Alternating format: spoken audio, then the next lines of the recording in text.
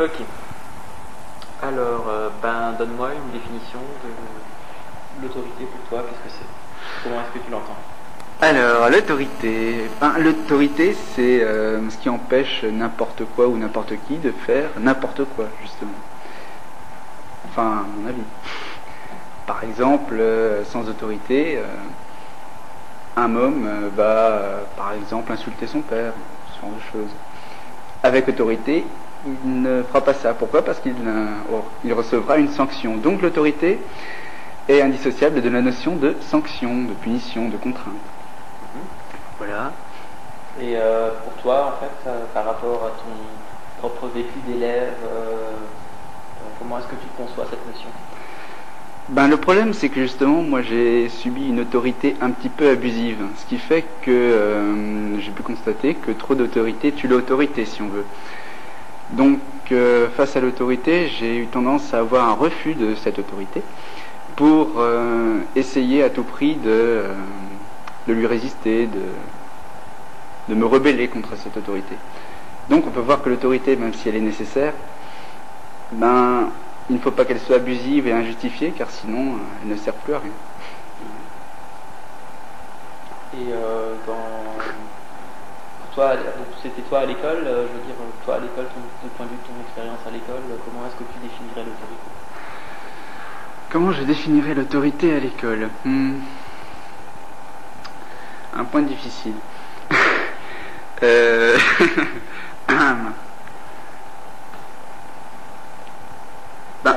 Je peux dire dans quelle mesure est-ce que l'école c'est un lieu où s'exerce une autorité? Disons que l'autorité, je sais comment elle se manifeste à l'école. Maintenant, je ne sais pas comment elle devrait se manifester. L'autorité à l'école se manifeste par les sanctions et les punitions, en général. Donc, on fait quelque chose qui n'est pas autorisé par l'autorité, donc le prof, et on reçoit une punition. À l'inverse, on ne fait pas si on ne fait pas quelque chose qui n'est pas autorisé, on ne reçoit pas de sanction. Donc l'autorité, c'est le professeur, c'est l'ensemble des professeurs, des instituteurs, et un manquement à l'autorité est représenté par une sanction. Et est-ce que tu as déjà été puni? Oula, plus de fois qu'à mon tour. Eh bien, j'ai déjà été puni pour de nombreuses raisons et de diverses manières, diverses et variées. Parfois justifiées, parfois injustifiées. J'ai été puni pour, par exemple, avoir oublié de mettre des accents sur des A. J'ai été puni pour avoir perdu mon stylo vert. J'ai été puni pour avoir séché. J'ai été puni pour avoir fait le mariole en classe. Autant de situations diverses. Et on peut voir que si être puni pour avoir séché les cours est totalement justifié, être puni pour avoir égaré son stylo vert peut sembler un peu... Bref.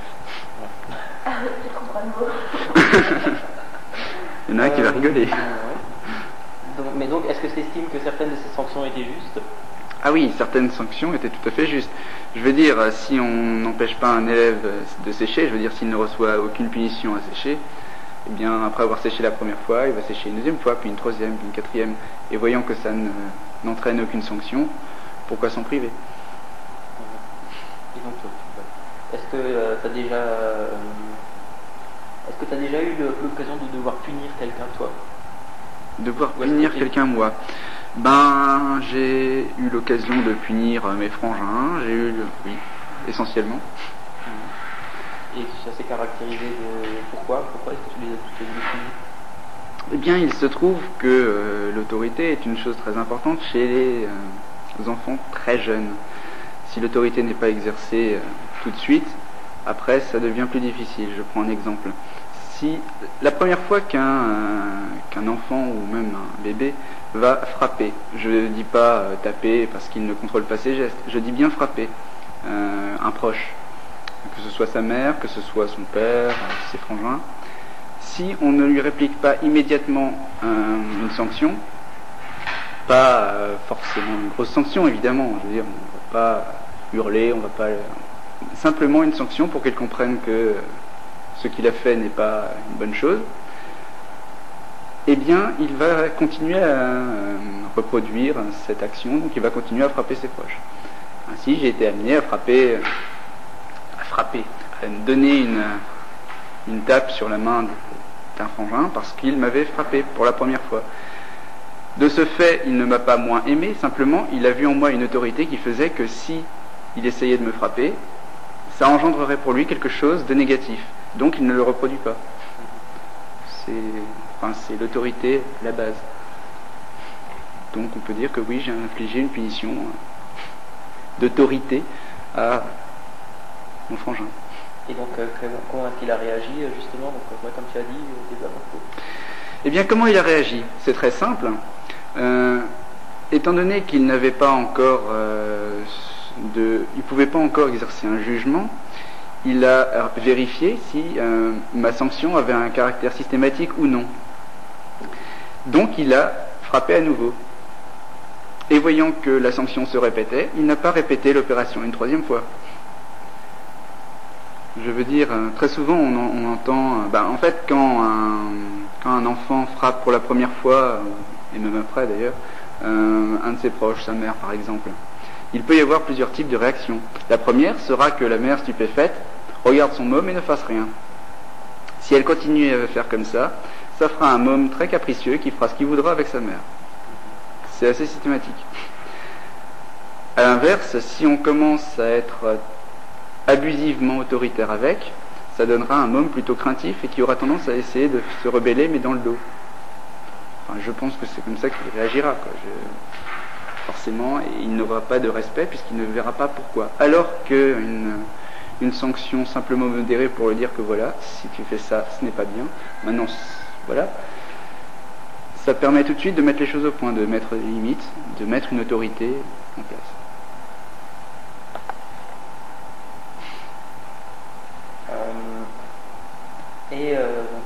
Quelle sensation est-ce que ça t'a procuré le fait de devoir punir? Ce n'est pas particulièrement... disons simplement que j'ai pensé que c'était la seule chose qu'il y avait à faire. Je me suis dit, voilà, il a fait quelque chose que je ne trouve pas acceptable. Et donc, il fallait lui faire comprendre que ce n'était pas acceptable, que c'était quelque chose qu'il ne fallait pas qu'il fasse. Donc, ce n'était pas particulièrement par plaisir ou par vengeance que je me suis dit, tiens, tu m'as frappé, je vais te frapper aussi. C'est pas du tout ça, c'est simplement que je ne me suis pas dit, il ne comprend, je ne me suis pas non plus dit, c'est un môme, il comprend pas ce qu'il fait. Je me suis dit tout de suite, il faut lui donner une limite. Donc, c'est simplement, oui, c'est comme un devoir, je dirais. Un devoir de rentrer, en fait. Oui, un devoir d'éducation. Et quand toi tu étais puni, soit par tes parents, soit à l'école et tout ça, ça te faisait quoi comme sensation en toi? Eh bien, ça dépendait du contexte. Si je sentais que la punition était justifiée, je l'acceptais. D'abord, si tu pensais qu'elle était justifiée. Si je pensais qu'elle était justifiée, si j'avais fait le con, il y a des punitions que j'ai reçues, et je me disais, bon, forcément, il aurait été anormal que je n'en reçoive pas. Maintenant, j'aurais fait la connerie quand même, pour la faire. Maintenant, je savais que la punition qui arriverait immanquablement était justifiée. A contrario, il est arrivé des fois où j'ai reçu des punitions, où je me suis dit, mais ça va pas. Faites ça encore une fois et je vous fais une crasse. Parce que ce n'était pas justifié. Donc, par exemple, le stylo et tout ça, par exemple, la pire injustice que tu as subie. Oula, la pire injustice que j'ai pu subir. Je sais pas, il y en a beaucoup. Disons que j'ai pas mal de traumatisme de mon institutrice plutôt, du CP, qui avait tendance à être abusivement autoritaire. Et comme je n'étais pas, disons que jeune élève plutôt timide avec des parents en instance de divorce, c'est pas spécialement stable, donc pas forcément très attentif en cours, pas non plus nécessairement très doué. Donc avoir abusé de l'autorité sur un élève comme ça ne va pas l'aider du tout. Je veux dire, ces punitions allaient de simplement me priver de récréation. Je pense avoir eu 1 ou 2 récréations dans l'année, je m'en souviens encore. Quant à Les autres sanctions, c'était soit des fessées. Hein. Je ne sais pas si c'est particulièrement autorisé, mais elle se l'autorisait tout à fait. Je me souviens...